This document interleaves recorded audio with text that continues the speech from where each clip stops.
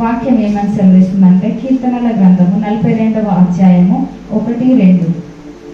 దుప్పి నీటి వాగుల కొరకు ఆశపడినట్లు దేవా నీ కొరకు నా ప్రాణం ఆశపడుచున్నది. ఆమేన్. దేవా నీ కొరకు నా ప్రాణము ఆశపడుచున్నది అంటున్నాడు. అబ్బా, ఎంత గొప్ప మాట కదా. దేవుని కొరకు ఈ దినమున మన ప్రాణం ఆశపడుచుందా? దేవుని సన్నిధానంలోనికి వెళ్ళాలన్నా, దేవుని సన్నిధిలో గడపాలి అన్న మనకు ఆశ కలుగుచుందా? నా ప్రాణము దేవుని కొరకు తృష్ణ కొనుచున్నది అంటున్నాడు ఆ భక్తుడు. జీవము గల దేవుని కొరకు తృష్ణ కొనుచున్నది. దేవుని సన్నిధికి నేనెప్పుడు వచ్చదను, ఆయన నా సన్నిధి నేనెప్పుడు కనబడదను,